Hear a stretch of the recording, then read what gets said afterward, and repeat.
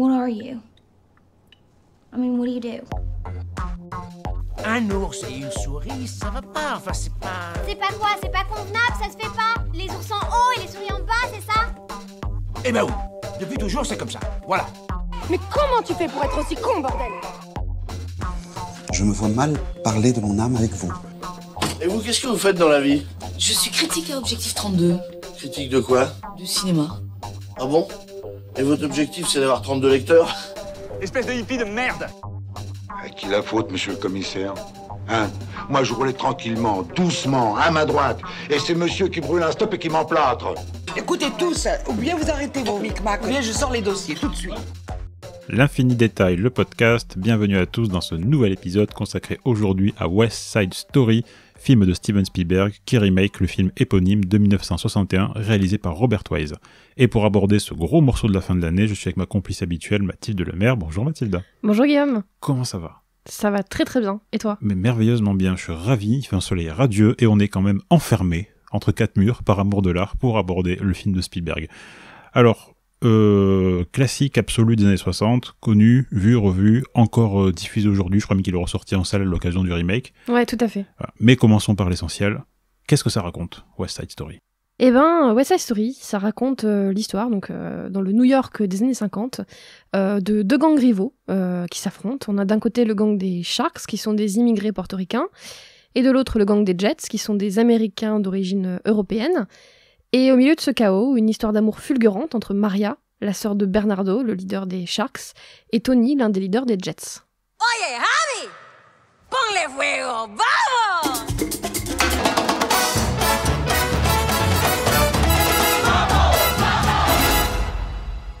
You're not Puerto Rican. Is that okay? I want to be happy here. I want to make a life at home. You keep away from him. I'm gonna think for myself.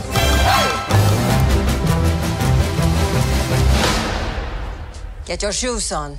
I want to dance. If you can fight in America. If you can fight in America.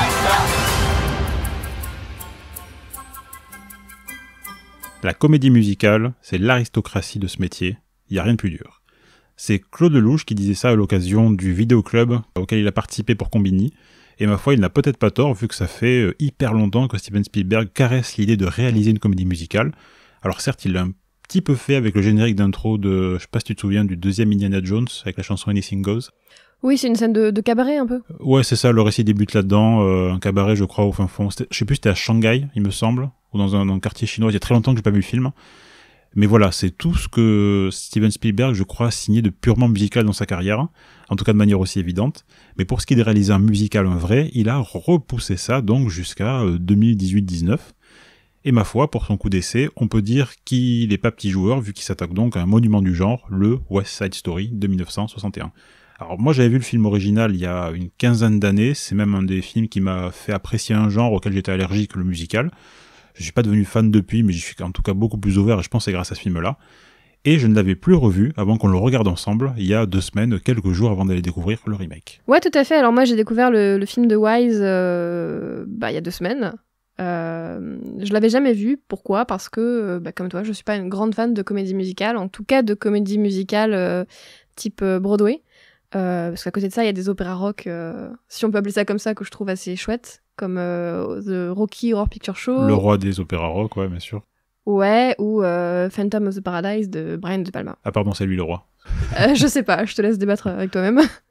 Ouais, non, pour moi, les comédies musicales type Broadway, c'est beaucoup trop pas académique. Bon, c'est pas très original de dire ça, mais voilà, c'est ce qui me dérange, c'est trop lisse, trop attendu. Et ça te fait pas rêver? Non, ça me fait pas rêver. Pour autant, j'ai pris beaucoup de plaisir à voir West Side Story, l'original. Ça a été une bonne surprise, ça a été une double surprise parce que j'ignorais que c'était une véritable adaptation de Roméo et Juliette. Je savais que c'était une histoire d'amour impossible, comme tout le monde, je pense. Mais j'ignorais que ça reprenait les éléments clés de l'intrigue de la pièce de Shakespeare dont je suis une grande fan. C'est ta préférée, je crois, avec Macbeth. C'est les deux dont tu me parles Ouais, ce sont mes 2 pièces préférées. Et Roméo et Juliette, il y a une époque où je connaissais des répliques par cœur, tu vois. Ah, tu l'as joué? Non, je l'ai jamais joué, simplement je m'en délectais. J'aimais bien la réciter pour moi. Ah, excusez-moi. Mais non, je trouve ça magnifique et je pense que c'est peut-être aussi grâce à ça que j'ai accroché au film de Wise. Ça a été ta porte d'entrée en fait. Shakespeare t'a permis de t'intéresser. Alors même si j'ai quelques réserves sur l'adaptation, on en reparlera. En tout cas, non, voilà, bonne surprise. Maintenant, je sais pas si j'ai bien fait de découvrir l'original avant de découvrir le Spielberg. C'est un petit débat qu'on a eu, toi et moi, il y a quelques semaines. Je t'ai dit, si je vois l'original en premier et que je trouve ça nul, j'aurais pas forcément envie d'aller voir le Spielberg ni de faire le podcast. Et si je trouve ça bien, je risque de l'avoir en tête et de pas réussir à m'en détacher. Et malheureusement, c'est un peu ce qui s'est passé. On les a vus, comme tu l'as dit, à 3-4 jours d'intervalle. Moi, devant le Spielberg, j'étais tout le temps en train de me dire ça c'est bien, ça c'est moins bien. Je l'ai forcément apprécié, jugé à l'aune du film de Wise, quoi. T'as été incapable, et moi aussi, du coup, de le prendre pour ce qu'il est.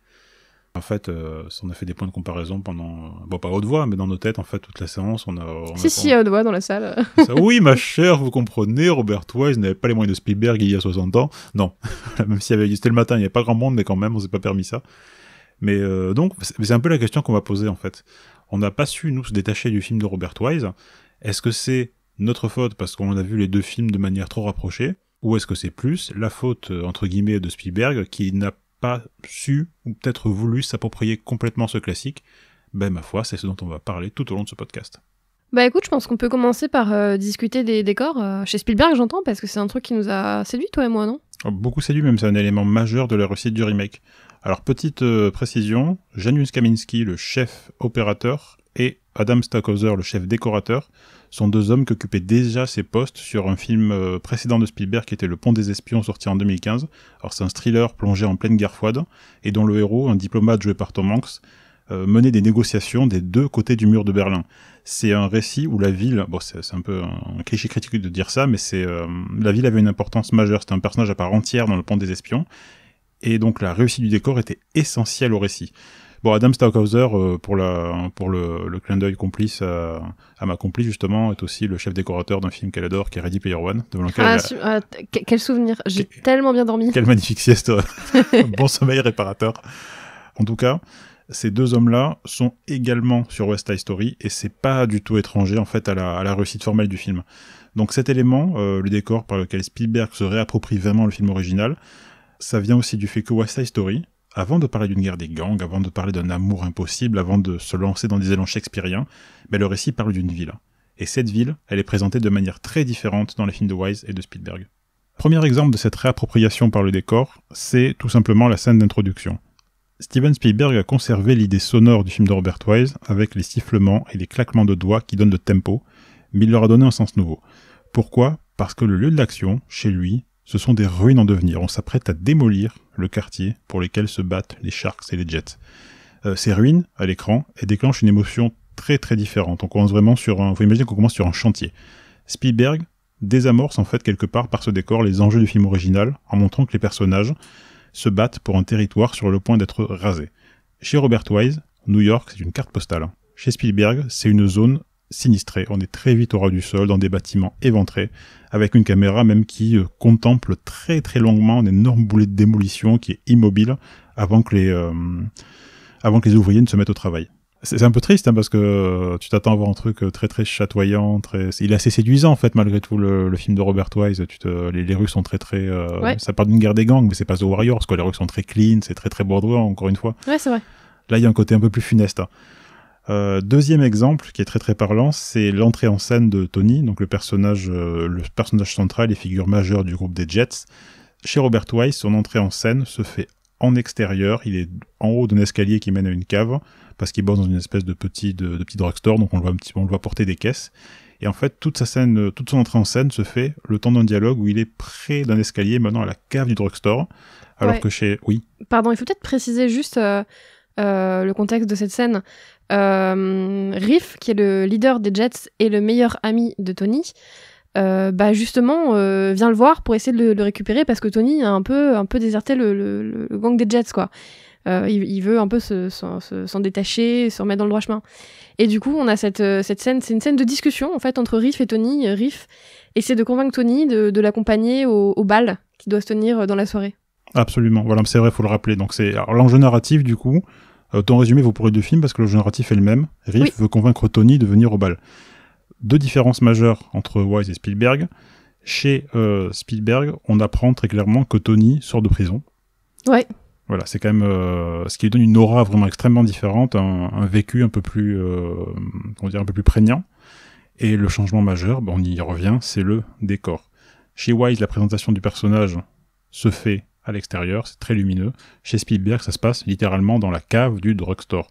Et il organise un jeu de regard, mais extrêmement Spielbergien, j'ai envie de dire, entre Riff et Tony, qui parfois se regardent à travers les étagères qui sont dans la cave. C'est une pièce qui est un petit peu encombrée, qui est dans l'ombre. Enfin, c'est une réappropriation par le décor et aussi véritablement scénographique de la scène d'introduction de Tony. Oui, c'est vrai qu'il y a plus d'adversité finalement dans la scène chez Spielberg. Beaucoup plus. Elle est tendue, la scène chez Spielberg. Elle est assez, elle est très intéressante chez Wise, mais il y a une tension presque physique par la mise en scène et par les cadrages aussi, vraiment, par le fait que ça tarde beaucoup plus sur les regards, le visage en sueur. Je me rappelle aussi de Riff à un moment donné. Enfin, c'est. Ouais. Une fois encore, penser le décor par la mise en scène. Ça et la caractérisation, mais on y reviendra un peu plus tard. Ouais, absolument. Troisième exemple qui est anecdotique, je vais y arriver en apparence, mais qui est quand même très parlant. C'est la fameuse scène du bal, qui se situait dans un décor tout à fait attendu dans le film de Wise. C'était vraiment une pièce de... j'ai pas le mot. Une vraie salle de bal, quoi. Je crois qu'il y avait un mot particulier. Une salle de bal. Je m'embête à chercher des mots très, très, très élaborés. Une salle de bal. Alors que fait Spielberg ? Il donne un caractère beaucoup plus juvénile et là aussi, entre guillemets, plus physique à la scène, parce que ça se passe dans un gymnase.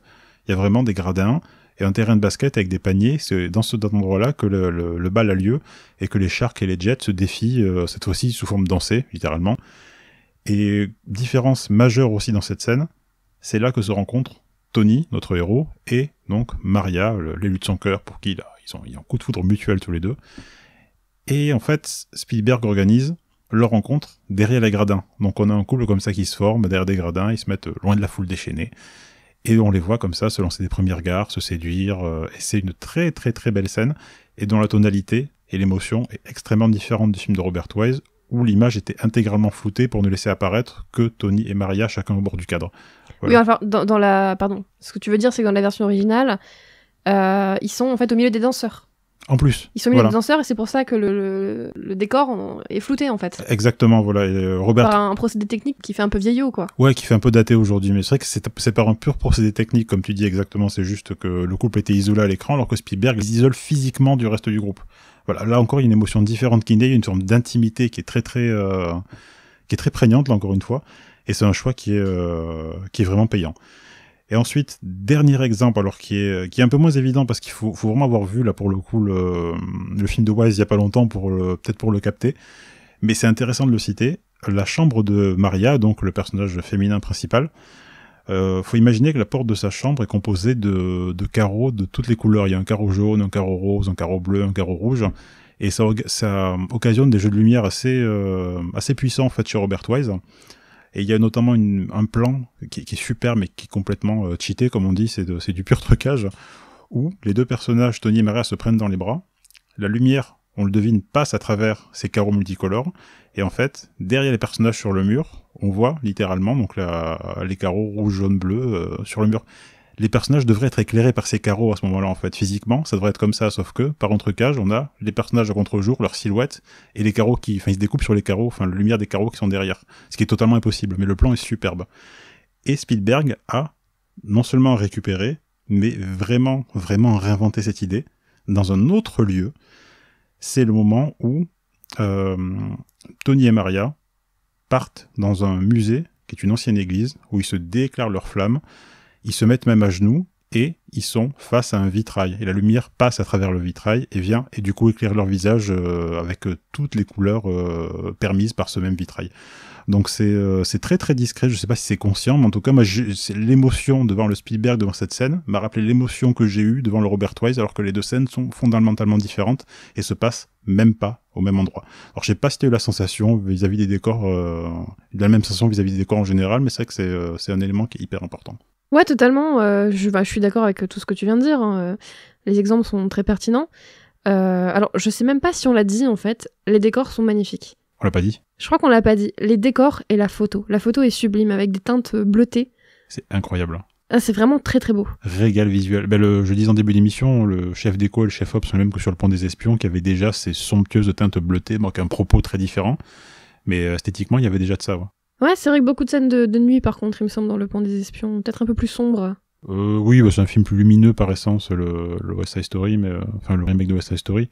Mais malgré tout, le même soin. Vraiment, ouais. Il y a un lien, il y a un pont esthétique entre les deux films qui est évident. Ouais, c'est clair. Alors, c'est pas si anecdotique pour moi de dire ça, parce que j'ai longtemps considéré que sa mise en scène était très efficace, mais c'est vraiment la première fois que j'en prends plein la vue comme ça, avec Spielberg. T'as pas eu de souvenir esthétique avec lui comme ça Non. Au préalable? Non, je crois que c'est vraiment la première fois que ça me marque à ce point. Donc voilà, ça me paraissait important de le dire, c'est un très beau film avec de très beaux décors et une très belle photo. Qui mérite d'être vu sur grand écran, s'il faut le dire. On n'a pas du tout regretté de le voir sur un écran géant, ça. Et donc tu nous disais, ça t'a permis de... Je suis d'accord avec toi pour dire que effectivement, il réinvente le film avec les décors. Mais moi, ce qui m'a le plus marqué, le plus, ce qui m'a fait du bien, c'est le changement d'échelle en fait. Pourquoi ? Parce que le film de Wise est très beau, mais le film de Wise me donne cette impression d'avoir été tourné en intérieur en studio. En fait, moi, j'avais l'impression d'être dans une salle de théâtre, en fait, de spectacle vivant, quoi.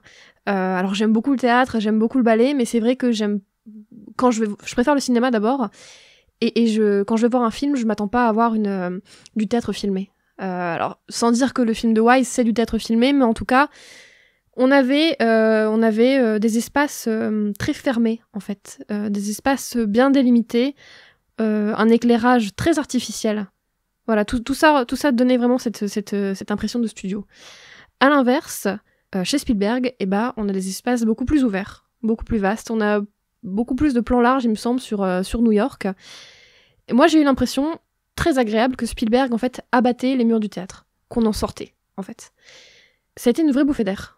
J'aime beaucoup le Wise, mais c'est vrai que je me sentais un peu enfermée. Un peu à l'étroit. Ouais, un peu à l'étroit. C'est vrai que peut-être Wise filme une idée de New York, alors que Spielberg filme New York. C'est peut-être ça. Exactement. Ce que je me suis dit, en fait, c'est que Spielberg reconstitue la New York City des années 50, alors que Wise reconstitue presque plus une scène de Broadway. On l'a même pas précisé, en fait. West Side Story, c'est une adaptation de Roméo et Juliette, mais c'est aussi une adaptation d'un spectacle de Broadway. Bien sûr, c'est ça son ADN et sa source, en fait. C'est un spectacle musical. C'est du Broadway. Et ça se ressent vraiment, en fait, en voyant son film. Ce qui ne veut pas dire, encore une fois, que c'est pas du cinéma, parce que y a des plans magnifiques dans le film de 61, des plans séquences magnifiques, ça bouge beaucoup, les chorégraphies sont très bien filmées, ce qui est absolument essentiel, autant dans les films musicaux d'ailleurs que dans les films d'action, hein. Si on sait pas filmer une scène de combat, une scène de danse, le résultat est catastrophique. Là, c'est magnifique. Mais voilà, c'est très fermé, quoi. Chez Spielberg, et là ça rejoint un peu ce que tu disais tout à l'heure, la ville est un élément central du film, et chez Spielberg, la ville, New York, vit. Ça vit beaucoup plus. Il y a de la circulation, il y a des passants, il y a des bruits, en fait, visuellement et d'un point de vue auditif, en fait, c'est une expérience qui est différente. Et on bouge aussi. On voyage, ouais. On voyage. On prend le métro, notamment. Ouais. Et j'ai eu un sourire large comme ça quand j'ai vu Tony et Maria dans le Spielberg faire ce que les personnages du film original ne font de mémoire jamais, prendre des transports en commun. Rien que ça vous... on a la sensation, en fait, là, vraiment que la ville existe au-delà de l'histoire qu'on nous raconte. Donc ça aussi, ça fait partie peut-être de ce que t'as apprécié, là. C'est très agréable. Exactement. Et d'ailleurs, ça m'a surprise, tu sais, c'est un peu comme quand on regarde une sitcom. Ça se passe toujours un peu au même endroit. Il y a cette idée d'unité de lieu, en fait, qui est encore une notion de théâtre, hein, d'ailleurs. C'est pas pour rien qu'on a cette unité de lieu aussi chez Wise, plus que chez Spielberg. Quand on regarde une sitcom avec toujours ces mêmes... l'appartement de l'un, de l'autre, et qu'à un moment, à l'occasion d'un épisode spécial, on sort, tu sais. Ça fait un drôle d'effet, quoi. Tu te dis, c'est la première fois qu'ils voient le soleil depuis 5 saisons. Ouais, voilà, c'est ça. Et là, en voyant Tony et Maria prendre le métro et aller dans un... Alors, ils prennent le métro, certes, le métro, c'est un espace fermé, petit, mais ils vont aussi, tu l'as dit, dans une espèce de musée qui est en fait un cloître. Donc, ils sont aussi un peu à l'extérieur à un moment, et les couleurs sont différentes, c'est plus le West Side, en fait. Et ça fait du bien. Là aussi, c'était une petite bouffée d'air, ça fait du bien. Là, c'est essentiel vraiment à la sensation de neuf et de réappropriation qu'on peut avoir vis-à-vis de l'ancien film. Ça fait partie de toutes ces réflexions qu'on a sur la manière dont Spielberg s'est réapproprié un classique par le décor. Il en a un peu brisé les limites et ça fait beaucoup de bien à l'écran. Ouais, ce qui est génial, c'est que Spielberg ne se contente pas de réinventer les décors, d'abattre les murs du théâtre, comme je le disais tout à l'heure. J'ai aussi trouvé qu'il déthéâtralisait ou démusicalisait le récit, ou en tout cas les passages dialogués, les passages intermédiaires entre deux chansons et deux chorégraphies. Ce qui rend, à mon avis, son film un peu plus digeste. Alors évidemment, dans l'original, tout n'est pas dansé ni chanté, mais les mouvements sont toujours élégants. On a des vrais danseurs. Ils vont évidemment pas se mettre à marcher comme des cow-boys avec les jambes ouvertes entre deux chorégraphies. Bon, ça aurait été marrant, mais voilà. Ça aurait été très drôle. Et de la même manière, tout est dit avec un certain lyrisme, ce qui n'est absolument pas déplaisant, ni à regarder ni à écouter. Mais moi, j'ai préféré, encore une fois, la version de Spielberg avec des dialogues plus naturels, quelque chose, encore une fois, globalement de moins théâtral, et de plus cinématographique, alors pas en termes de mise en scène, parce que ce serait vraiment faire insulte au film de Wise que de dire ça, mais dans le sens où on retrouve cet effet de réel qui est vraiment... propre au cinéma, en fait. Oui, bien sûr, je suis entièrement d'accord avec tout ça. Il faut aussi noter un truc assez signifiant sur ce que propose le film, l'absence de sous-titres sur 80% des dialogues hispaniques. Alors c'est étonnant, mais c'est un choix qui en fait force le public à se concentrer sur tout ce qui est non-verbal pour comprendre les émotions que véhicule la scène, c'est-à-dire les regards des comédiens, leurs gestes, leur positionnement dans le cadre, le découpage, le montage, enfin... tout ce qui n'est pas dialogue. Résultat, dans des scènes de pur dialogue, Spielberg retombe sur ses pattes parce qu'il nous donne des réflexes de spectateurs qui ont été finalement, si ce n'est conditionnés, au moins déclenchés par des années de comédie musicale. On se concentre plus sur le geste en fait que sur la parole. Ce qui est, je trouve, hyper stimulant. Mais en tout cas, une fois que j'ai compris ça, je me suis beaucoup amusé à être un peu détaché de tout ce qui est purement dialogue. Ouais, c'est intéressant, en fait, pour toi, ça compense un peu ce que je viens de dire, à savoir que Spielberg déthéâtralise un peu les scènes dialoguées. C'est ça, qu'il les démusicalise, mais en fait, il trouve une musicalité différente. Exactement, il réintroduit une forme de musicalité. Non, c'est vrai que c'est très intéressant. On y reviendra hein, sur ces sous-titres, enfin sur cette absence de sous-titres. Ouais, parce que là, on est sur le concret, on est sur le ressenti, l'intérêt que ça a en tant que spectateur, et plus tard, on parlera des intentions de mise en scène qui ont mené à ça, et là, on est un peu plus critique là-dessus. Exactement. Alors moi, en termes de ressenti, j'ai été un peu moins conquise, on va dire. Ça m'a pas dérangée. C'était même parfois assez intéressant. Mais j'ai trouvé ça un peu brouillon dans le sens où j'avais l'impression que c'était un peu aléatoire. Je me demandais pourquoi certains dialogues étaient traduits, enfin sous-titrés, et pourquoi d'autres ne l'étaient pas. Je sais pas, j'aurais pas la réponse à ma question. Quitte à le faire, t'aurais aimé qu'il sous-titrerait en fait. Ça t'aurait paru plus cohérent peut-être. Ou en tout cas, voilà, j'ai eu du mal à m'y retrouver à un moment. Bon, puisqu'on parle de musicalité, je pense qu'on peut enchaîner assez naturellement sur les chansons et les chorégraphies. On vous prévient tout de suite, on n'est pas des experts. Moi, je suis pas capable de parler de musique et de danse comme je parle de cinéma, sans d'ailleurs prétendre être une experte en la matière non plus. Et en plus, comme on vous l'a dit, on n'est pas très fan de comédie musicale. Voilà, c'est pas notre genre phare, donc en gros, en fait, on est en train de dire qu'on n'y connaît absolument rien, mais qu'on va en parler quand même. Hein, parce que... Voilà, exactement. Non, mais... non, on exagère, mais voilà, en toute humilité. Voilà, ce qu'on vous dit, c'est qu'on va en parler avec humilité précisément, et qu'on risque de dire des choses, en tout cas sur les chansons qui sont un peu bateaux peut-être. Moi, sur les chansons, qu'est-ce que j'ai à dire ? Alors, a priori, elles sont identiques. Elles ont simplement été légèrement remixées. Il y a des réorchestrations. J'ai trouvé ça fabuleux du début à la fin. je les connaissais les chansons parce que j'avais précisément vu l'original 4 jours avant, donc les mélodies m'ont paru forcément plus faciles à identifier, plus entêtantes.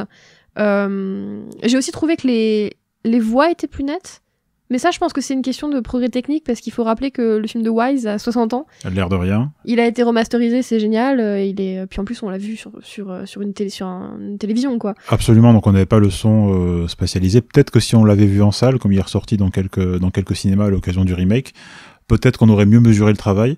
Donc il y a aussi une forme d'injustice, c'est qu'on a vu un film de 60 ans dans un salon et qu'on a vu un film tout à fait récent dans une salle Dolby incroyable. Donc c'est clair que là il partait perdant d'avance en fait. Mais en tout cas il faut le dire, il faut le souligner, le mixage son du Spielberg est extrêmement immersif, hein. C'est un très très beau travail. Ah, c'était parfait, franchement c'est très très bien.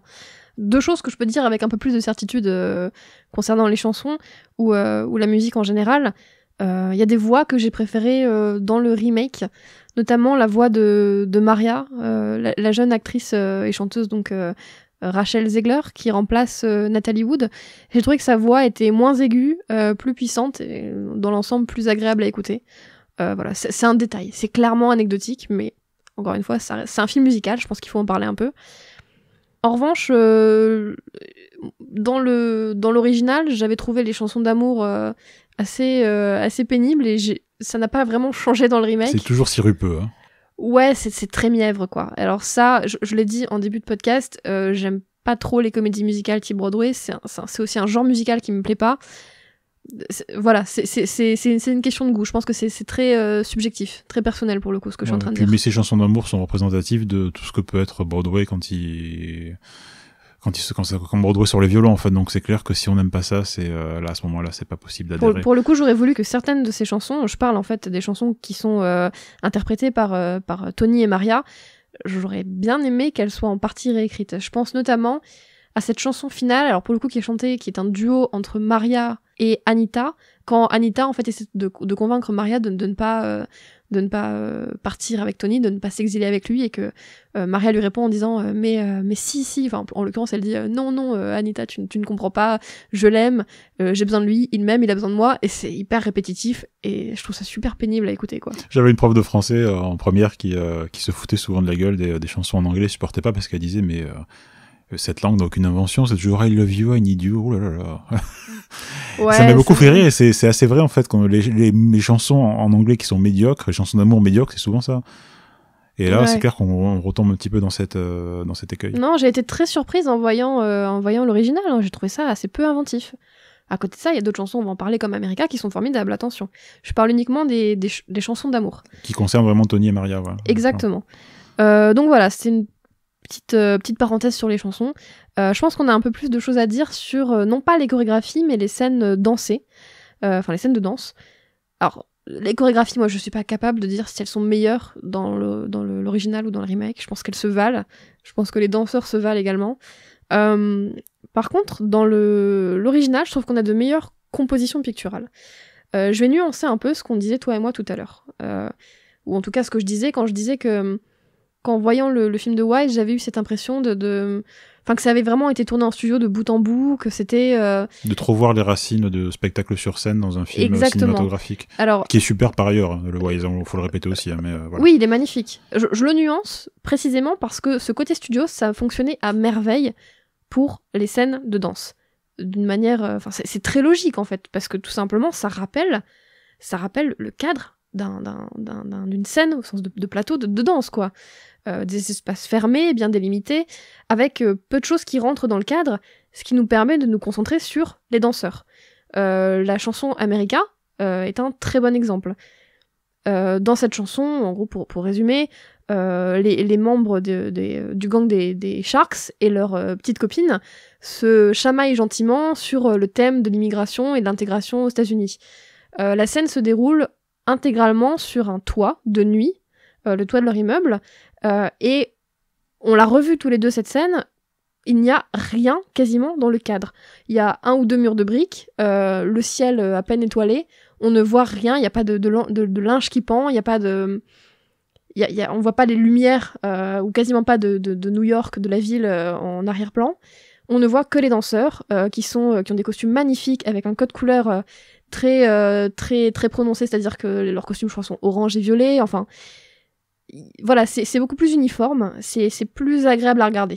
C'est plus impressionnant. Ouais, il est épuré sur le plan scénographique, mais il est incroyablement stylisé sur le plan chorégraphique, quoi. Et là, l'alliance des deux fait que c'est du grand spectacle, mais qui tient à la performance des danseurs et au sens du cadre de Wise, quoi. Il y a rien qui vient perturber ou surligner le travail des danseurs. C'est incroyable, cette scène. Et là, le texte est génial, donc là, on en profite à plein. Ah, absolument. C'est ma chanson préférée. Je pense que c'est la chanson préférée de beaucoup de monde. Bah, c'est celle qui est restée au travers des années. Donc mais il faut le dire. En plus, la chorégraphie est formidable et surtout, c'est super bien filmé.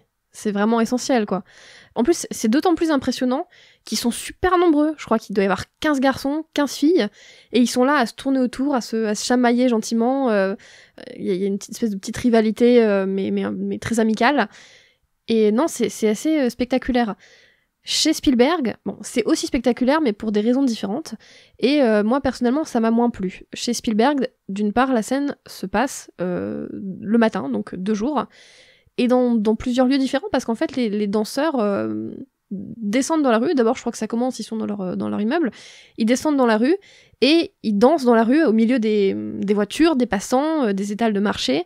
Ça explose un peu, enfin, c'est surchargé. J'ai trouvé que c'était surchargé. C'est exponentiel, ouais. On perd un peu aussi le cadre intime. Ils étaient chez eux, sur leur toit, la nuit, donc à l'abri des regards. Entre eux, donc c'est vraiment des membres d'un même clan qui discutent de manière très espiègle et très inventive du sujet qui est l'immigration et l'intégration. Et on passe de ça à une scène du coup 2 jours à la vue de tous, et où toute la ville en fait participe à la chorégraphie. Donc on perd, mais volontairement, le cadre purement intime de ce qu'était la chanson America. Ah, c'est très juste, très pertinent, ouais. Ouais, bah c'est vraiment ce qui ressort de nos conversations après la séance, quoi. C'est marrant parce qu'il est la scène est plus spectaculaire chez Spielberg, mais elle est moins impressionnante, ce qui est un grand paradoxe, hein, quand même. Exactement. Et moi, j'ai trouvé que chez Spielberg, ça avait un côté un peu Bollywood. Alors, ils font de très belles choses à Bollywood, mais le côté, ouais, voilà, on descend dans la rue et tout le monde se met à danser. Et paradoxalement, il y a moins de danseurs, c'est-à-dire il y a moins de membres du gang des Sharks et moins de filles aussi dans la version de Spielberg. Alors, j'ai eu cette impression-là. Après, la scène est... Alors c'est aussi un petit peu ce qu'on lui reproche, c'est qu'il faut le préciser, admirablement chorégraphié et réalisé. Après, la scène n'est pas laide ou quoi que ce soit. Mais il y a tellement d'éléments à l'écran que j'ai beaucoup moins retenu les performances des danseurs en eux-mêmes. Donc je comprends que tu dises qu'à l'écran, en fait, il y a peut-être pas moins de danseurs, mais il y a tellement de monde. C'est comme si les gens dans nos spectacles, tu sais, sortaient des gradins et venaient se mettre à danser sur scène, si tu veux. Donc c'est extrêmement chargé. Alors ça peut être très galvanisant, moi j'ai pris plaisir à le voir, mais ça m'a finalement moins marqué que les 8 ou 10 danseurs qu'il y avait sur le toit de nuit dans un film qui a déjà 60 ans. Donc là, je trouve que c'est un semi-échec, en fait, la chanson America là-dessus. Peut-être qu'elle a été intimidée aussi par ça, je sais pas. Mais quoi, peut-être pas, parce que quand tu reprends un film comme ça et que tu mets 200 personnes dans la rue, non, il est pas intimidé, en fait. Là, je vais un petit peu trop loin. Mais c'est le revers de la médaille. Ce qu'on disait tout à l'heure, c'est que New York était plus vivante. On l'apprécie, moi je l'apprécie, c'est un truc que j'apprécie énormément dans les scènes intermédiaires. De voir les gens, la rue et la vie En revanche, dans les scènes de danse, ça, forcément, c'est un peu préjudiciable. Et toi, la scène suivante, t'as un peu déplu aussi? Oui, alors c'est... Bien sûr, on prend en exemple les 2 chansons phares. Donc on vient nous parler d'America, il y a une autre chanson qui est extraordinaire, c'est Social Disease, Maladie sociale. Alors dans le film de Robert Wise, quand je l'ai revu et que tu l'as découvert, moi j'ai été émerveillé parce que j'ai oublié cette scène qui est pourtant incroyable. Elle est formidable. Où les membres des Jets, en fait, sont à l'entrée de nuit, une fois encore, à l'entrée du drugstore, où ils passent tout leur temps, où ils se réunissent, où ils fomentent leur combat, où ils pestent sur les Sharks. Et en fait, ils reçoivent, entre guillemets, la visite d'un flic qui est en patrouille, ils le chahutent un peu, et le flic s'en va.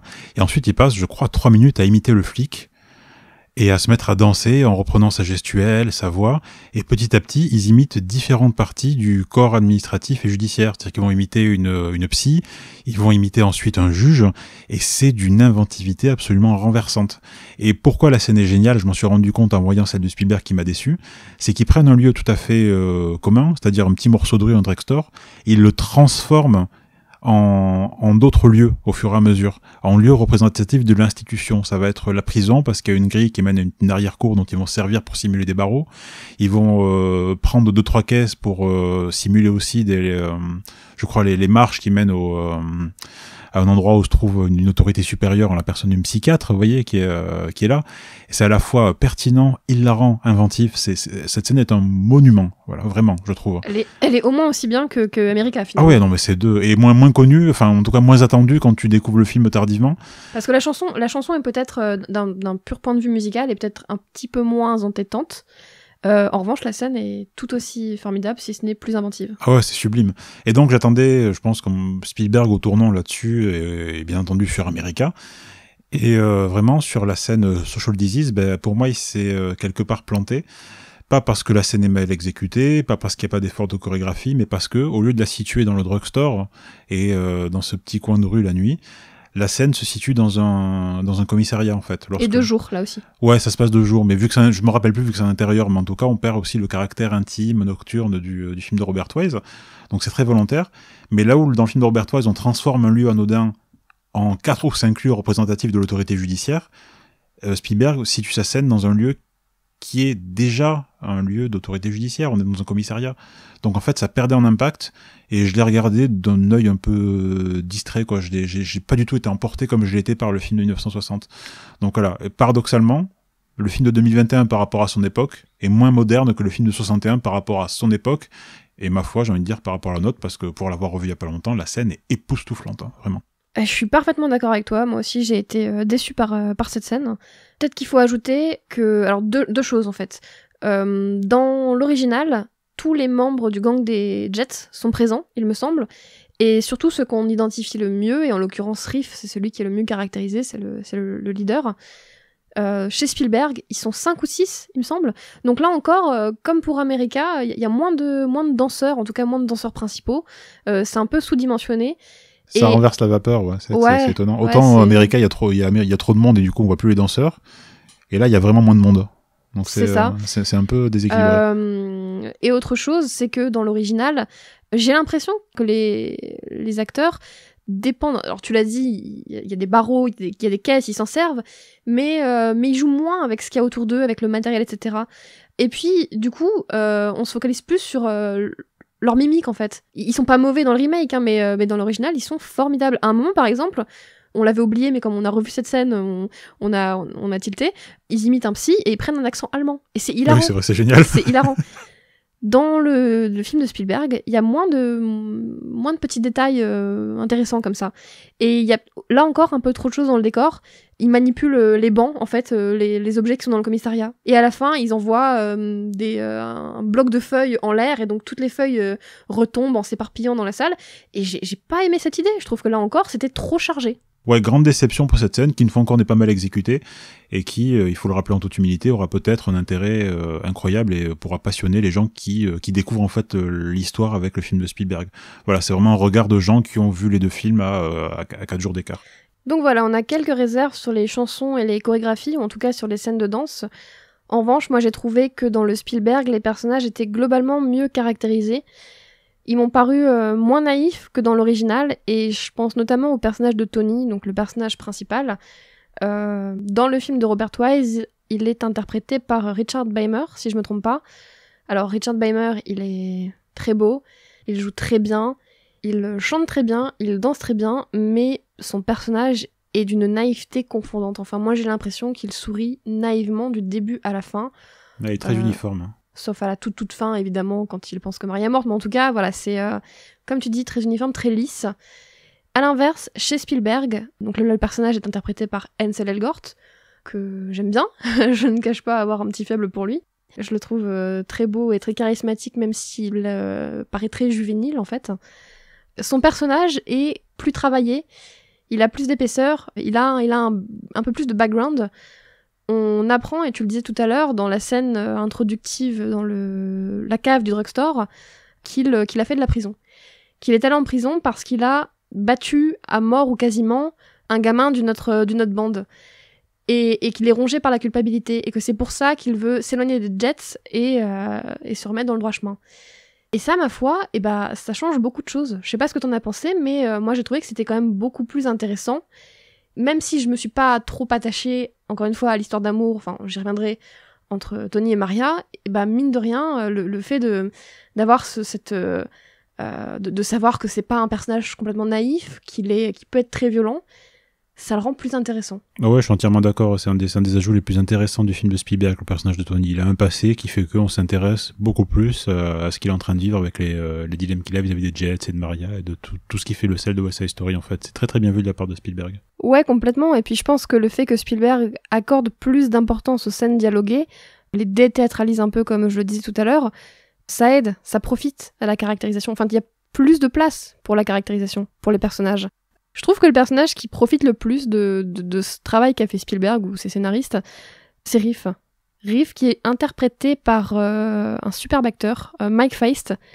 Je le connaissais pas, et je crois qu'il a surtout fait du théâtre avant de faire du cinéma. Je sais pas si tu le connaissais, toi. Pas du tout, mais je risque pas d'oublier. Il est d'un magnétisme. Non, mais il est à l'écran, tu vois que lui. Hein. Magnétique, carrément. Ah ouais, non, mais il est un espèce gros coup de cœur, quoi. Coup de cœur partagé. Ah oui, non, mais incroyable, toi aussi. Hein. Ah oui, il est beau en plus. Excellentissime acteur, il a un regard bleu qui va très bien avec la photographie de Janusz Kaminski en plus. Exactement. Donc, ouais, je pense que Spielberg en avait conscience et c'est une vraie révélation. Il est extraordinaire. Et il fait un très bon leader du coup, c'est le leader des Jets et c'est vrai que comme tu dis, il est magnétique et on a envie de le suivre quoi. On a envie de marcher derrière lui dans la rue en claquant des doigts, en sifflant et tout. Non mais c'est clair, tu vas dans son camp tout de suite. Après faut dire que les rôles en face, les Sharks sont aussi extrêmement bien tenus, mais Riff c'est la révélation quoi, vraiment exceptionnel. Donc, Et alors non seulement l'acteur est formidable, mais son personnage est là encore beaucoup plus intéressant. Dans la version originale, je sais plus comment s'appelle l'acteur, je le critique pas du tout, hein. Il est encore une fois très bon acteur, très bon chanteur, très bon danseur, mais le personnage est assez lisse, ou en tout cas il évolue très peu au fil du film. Il est ce leader charismatique, un peu moins charismatique à mon avis, très sûr de lui, toujours dans la provoque et sans peur quoi, j'ai l'impression. Ce qui n'est pas le cas du Riff chez Spielberg. Ce qui n'est pas du tout le cas du Riff chez Spielberg, qui est beaucoup plus nuancé, qui est un personnage plein d'amertume, et qui nourrit une sorte de ressentiment à l'égard de son meilleur ami Tony. En tout cas, moi, c'est ce que j'ai compris. Qu'il avait conscience que c'était mal d'essayer de ramener Tony dans le gang des Jets. Et qu'il le faisait parce qu'il se sentait seul, parce que lui, peut-être, n'arrivait pas à faire justement n'avait pas cette prise de conscience, et n'arrivait pas à se sortir, en fait, de cette misère, quoi. Ou ne trouvait pas la volonté de s'en sortir, et donc ramener Tony avec lui. Non, exactement. Il y a Spielberg souligne une espèce d'antagonisme qu'il y a entre les deux amis. C'est une dynamique qui marche très bien et qui parcourt le tout West Side Story. En fait, c'est payant sur toute la ligne. Vraiment, c'est pas un ajout anodin. C'est-à-dire qu'au fur et à mesure du film, on voit l'évolution de Riff par rapport à Tony et inversement. Et ça rend d'autant plus poignante lorsque l'issue tragique du film vient nous tomber dessus. Quoi. C'est ouais, exactement. Il y a grande réussite. Hein. Il y a une vraie dynamique de conflit entre ces deux personnages qui parcourt tout le film. Il y a la scène de dialogue dans la cave du drugstore dont tu parlais tout à l'heure. La première scène de Tony, du coup. Ouais, ça. Exactement. Et non pas de Riff, mais voilà, de leur première scène ensemble. Et il y a aussi une scène dont on parlera juste après que Spielberg ajoute. En fait, il reprend la chanson Cool, mais il en fait autre chose. Et dans cette scène, Tony essaie de convaincre Riff de ne pas se servir du flingue qu'il vient d'acquérir en vue de la bagarre avec les Sharks. Et là encore, voilà, ils s'affrontent et il y a un jeu de regard, là encore, qui est génial entre deux. Et à la fin de cette scène, il me semble que Riff a presque les larmes aux yeux et on décèle une pointe presque de haine ou de rancœur à l'égard de Tony. Oui, c'est vrai. La scène était déjà géniale dans le Robert Wise, mais pareil, là, on parlait un peu plus tôt du fait que la chanson America se passait de nuit sur les toits et que là, désormais, elle se passe de jour dans la rue. Il y a un peu la même logique qui est appliquée à la chanson Cool, ça se passait de nuit dans un garage, éclairé avec des phares de camion, et là ça se passe de jour dans une espèce, on vous en parlera plus tard, dans une baraque à ciel ouvert. Enfin, là, il a vraiment réinventé la scénographie et mis en valeur les performances de Ansel Elgort et j'ai déjà oublié son nom. Mike Feist. Pourtant il est magnétique. Ouais, mais il est tellement beau que j'en perds mes mots. Ok, ça se tient. Pour finir sur ce point, je vais juste citer un dernier exemple. Le personnage de Chino me semble lui aussi beaucoup plus intéressant chez Spielberg. Alors Chino, c'est un portoricain, c'est un ami de Bernardo et c'est le cavalier de Maria, enfin c'est lui qui l'accompagne au bal, donc au début du film. Dans la version originale, il n'a pas tellement de personnalité, on nous dit rien sur lui, alors que dans le remake, on nous le présente comme un garçon sage, un intello, un garçon qui a de l'avenir. D'ailleurs, c'est pour ça que Bernardo veut absolument que Maria sorte avec lui. Et dans les deux versions, c'est lui qui, à la fin, en fait, tue Tony pour venger Bernardo. Sauf que la différence, c'est que dans la version originale, on n'en fait pas grand-chose. C'est pas un personnage auquel on s'est attaché. C'est pas un personnage qu'on attend de voir évoluer. Alors que chez Spielberg, c'est assez radical. On passe encore une fois de ce jeune garçon sage qui ne veut pas se mêler à la bagarre à ce jeune garçon qui, par colère, va se laisser emporter dans ce monde de chaos, de violence, et il va tuer Tony sous les yeux de Maria, quoi. Oui, je suis entièrement d'accord avec toi, et pour compléter un petit peu la caractérisation vraiment étonnante de Chino, il y a une chose qui était peut-être présente chez Robert Wise, mais que je n'ai remarqué vraiment que dans le Spielberg, c'est les deux scènes jumelles où Tony, le héros du film, part dans la rue et en fait crie le prénom d'un personnage pour le retrouver au fin fond de la ville. Il fait d'abord ça pour Maria après la scène du bal. Ils sont tombés amoureux, mais ils ont été séparés parce qu'ils se sont fait voir par la famille respective. Et donc il crie Maria dans les rues 1 fois, 2 fois, 10 fois, elle a crié, les gens sortent par les fenêtres jusqu'à ce qu'il retrouve l'élu de son cœur. Et bien plus tard dans le film, alors qu'on lui annonce à tort que Maria est morte, il va dans les rues et crie le nom de Chino, cette fois-ci, Chino qu'il pense être l'assassin de Maria. Donc il y a 2 scènes vraiment jumelles où il va comme ça, seul, arpenter les rues la nuit. La première fois en quête d'amour, et la deuxième fois pour aller trouver la mort, très certainement, parce qu'il est complètement désespéré. Alors je ne sais pas si c'est très présent chez le Wise, mais Spielberg le souligne avec une telle force dans son remake que ça met... La deuxième scène, en fait, la scène celle qui précède la scène finale, en fait, où avant que Tony se fasse abattre, a fait écho immédiatement pendant la séance, en tout cas pour moi, à cette scène avec Maria. Donc c'est vraiment très réussi, ça aussi. Ouais, c'est vrai que le parallèle est davantage souligné dans le Spielberg. Et je me souviens plus si dans le Wise il crie le nom de Chino ou pas. Il cherche la mort, ça c'est sûr, mais... Je sais pas s'il le crie aussi longtemps, de manière aussi opératique, et peut-être c'est un compliment grandiloquent, en fait. Donc, c'est vrai. Non, c'est intéressant. Et du coup, le coup de feu du personnage de Chino est encore plus, je trouve, pas plus tragique, mais on le ressent différemment. Là aussi, c'est un peu plus amené, c'est un peu plus... il l'a repensé, ça aussi, une fois encore, par les seconds rôles et par l'utilisation du décor, etc. Donc, il y a un vrai traitement qui a été fait. C'est pas une copie conforme de ce côté-là. Ouais, et Spielberg a aussi fait preuve d'originalité, d'encore plus d'originalité, j'ai envie de dire, en introduisant un nouveau personnage, qui est celui de Valentina, dont je crois que t'avais envie de parler. Personnage absolument passionnant. Donc Valentina, c'est la tenancière du drugstore. Elle est jouée par Rita Moreno, qui tenait le rôle de Anita, donc la meilleure amie de Maria dans le West Side Story original. La comédienne est toujours vivante, elle a 89 ans aujourd'hui, alors qu'elle a l'air plus jeune que nous. Hein. Elle est restée très très belle. Elle est incroyable. Ouais. Et elle est également productrice exécutive du remake de Steven Spielberg. Et donc, plus important, elle tient le rôle de Valentina. Alors, précision, Valentina, c'est donc la veuve du personnage de Doc. Doc était le tenancier du drugstore dans le film original des années 60. Donc, une espèce de petite trahison narrative, parce que ça n'a pas de sens que le film soit un remake qui se passe à la même période et que le personnage soit mort et que ça se passe... Spielberg se permet une espèce de liberté avec la temporalité comme ça, mais qui est extrêmement fertile, parce que, en plus de faire un pont entre les deux œuvres, la comédienne tient ici un rôle qui fait le pont entre les deux communautés, vu que donc, on apprend que Valentina, c'est un personnage de femme portoricaine. Elle est donc la femme d'un natif américain. Enfin, en tout cas, un américain pure souche.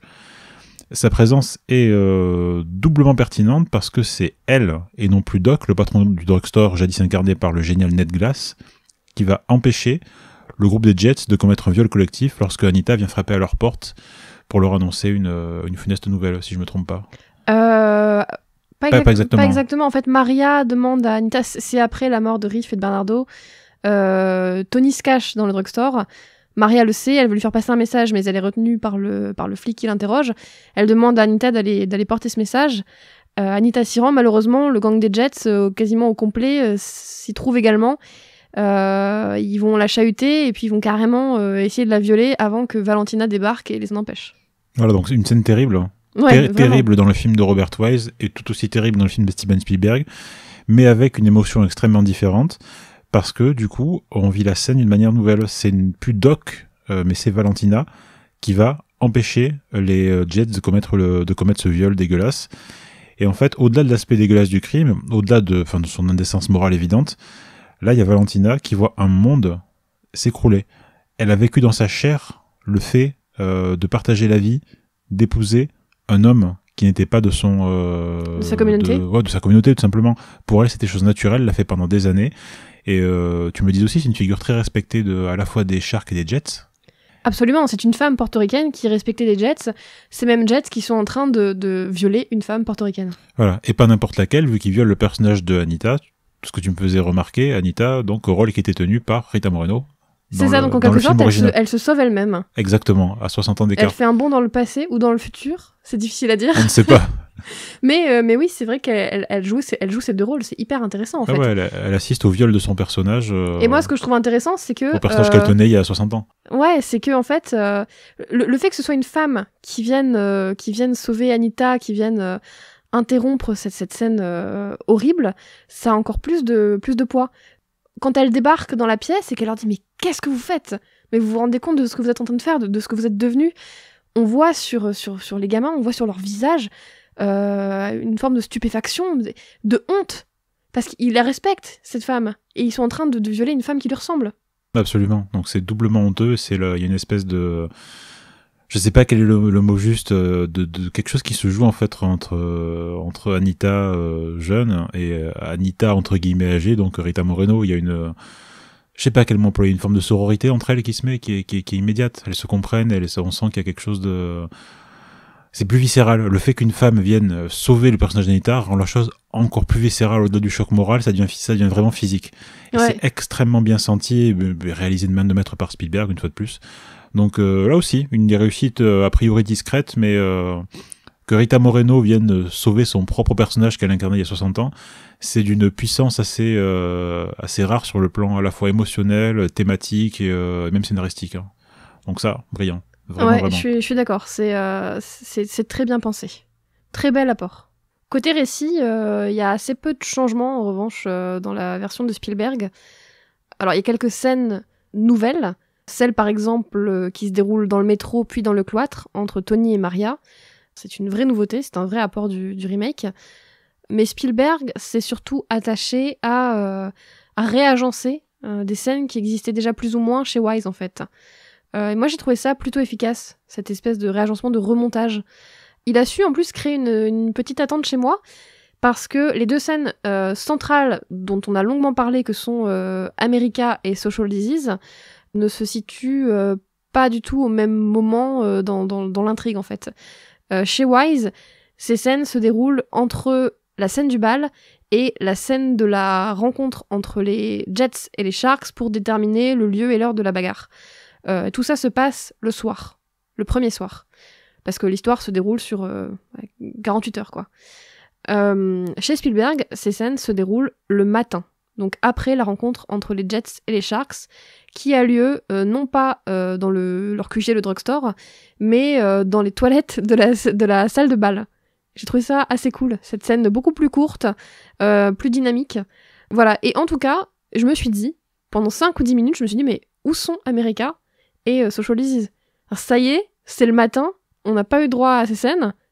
Est-ce que Spielberg les a totalement alors supprimés? Non, mais réinventés? Est-ce qu'il va modifier les paroles? J'ai pas eu forcément peur, même si ce sont deux scènes que j'attendais beaucoup. Ça t'a intrigué quand même. Ça m'a intrigué, et c'était c'est pas mal d'être intrigué, surtout quand on voit un remake aussi fidèle, quoi. On s'attend pas forcément à avoir de la nouveauté d'un point de vue narratif.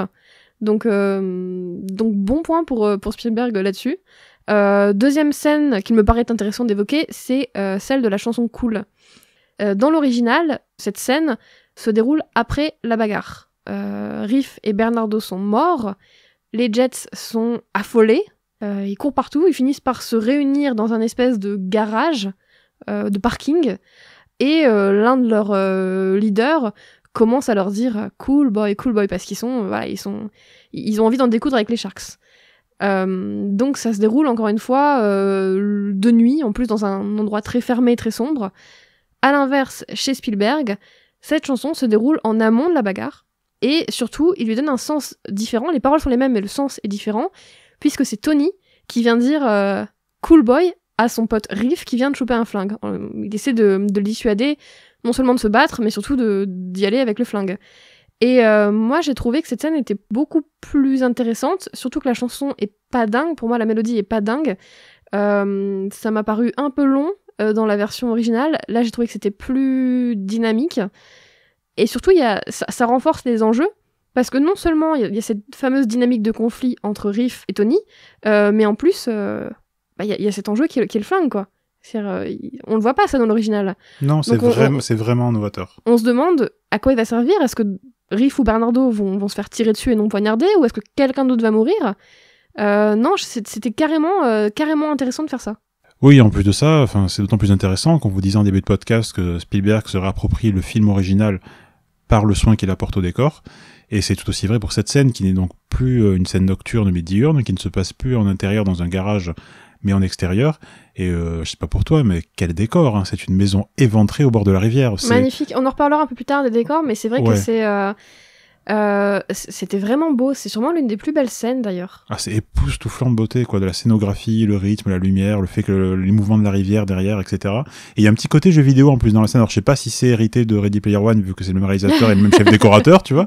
Mais donc on voit Riff et Tony qui se battent pour ce flingue sur un plancher qui est en fait en ruine, qui est plein de trous. Et s'ils font une chute là-dedans, c'est une chute mortelle à la Mario quand tu te rates une marche, tu vois. C'est un truc, tu tombes au fond d'un trou et c'est fini pour toi. C'est ça. Et ils exécutent cette chorégraphie qui porte tous les nouveaux enjeux que tu viens d'énumérer dans ce décor-là. Donc c'est à la fois extrêmement plaisant à l'œil, rempli de suspense et du coup inattendu. Donc ça, pour le coup, cette scène-là aussi, gros bon point pour Spielberg. Nous avons déjà beaucoup parlé. Nous arrivons à la fin de la première partie de ce podcast. Merci beaucoup Mathilde. Mais de rien Guillaume. On abordera dans le second épisode des choses un peu moins portées sur la forme, notamment le sous-texte du film et aussi les intentions qui ont précédé à sa fabrication. Mais tout ceci est une autre histoire qu'on abordera donc dans quelques jours. Merci à tous, à bientôt.